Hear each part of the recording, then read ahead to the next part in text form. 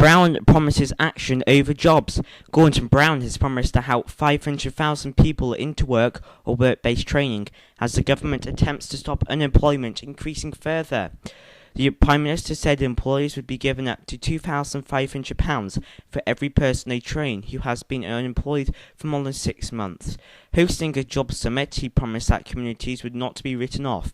With 1.8 million people out of work, the Tories say the government's job package does not go far enough. In a speech at the Science Museum in London, Mr Brown set out plans to prepare Britain for growth in sectors such as environmental technology, advanced manufacturing, healthcare and education.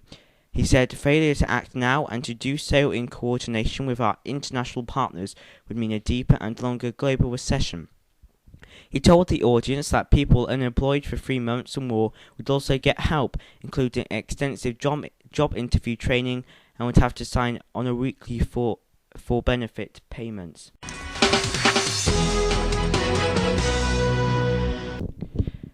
Israel raids as reserves move in. Israel planes have carried out fewer airstrikes on the Gaza Strip overnight as some reserve units went into action on the ground. There were 12 air raids compared with as many as 60 on previous nights. At least 9 rockets or mortars were fired on Israel from Gaza on Monday. The Israel military denied stepping out a ground offensive against Hamas despite renewed fierce fighting. Earlier, PM Ehud Olmert said Israel was nearing its military goals. Reports suggest diplomatic efforts between Egypt and Hamas and Cairo are progressing.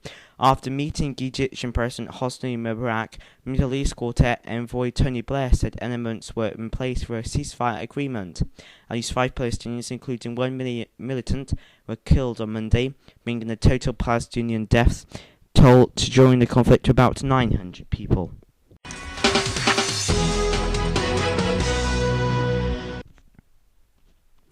Prince's apology genuine, says PM. Gordon Brown has said he believes the British public will give Prince Harry the benefit of the doubt after he apologised for using racist language. The Prince was captured on film calling fellow cadet Ahmed Reza Khan a Paki. Gordon Brown told GMTV he believed Prince Harry's apology was genuine. The Prince was captured on film calling fellow cadet a senior army officer is to take into the circumstances surrounding the comment, which was made in 2006. It was made in a home video Prince Harry made when he was an officer cadet in 2006, and which was obtained by a Sunday newspaper.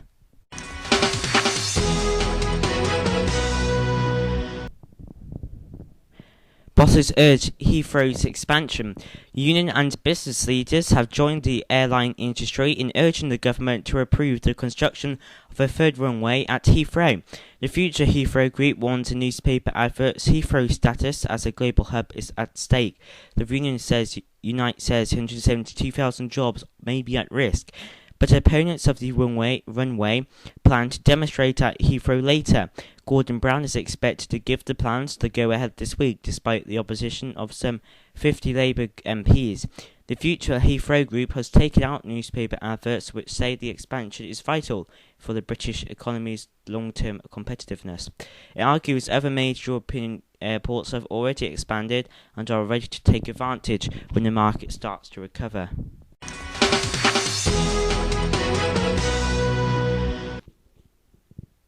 Carbon cost of Google revealed. 2 search requests on the internet website Google produce as much carbon dioxide as boiling a kettle, according to Harvard University academic. US physicist Alex Wister-Gross claims that a typical Google search on a desktop computer produces that as 7 grams of CO2. However, these figures were disputed by Google, who say a typical search produced only 0.2 grams of carbon dioxide. A recent study by American research from Gartner suggested that IT now causes 2% of global emissions.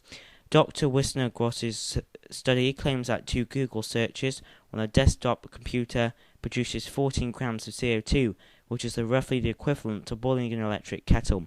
The Harvard academic argues that these carbon emissions stem from the electricity used by the computer terminal and by the power consumed by the large data centers operated by Google around the world.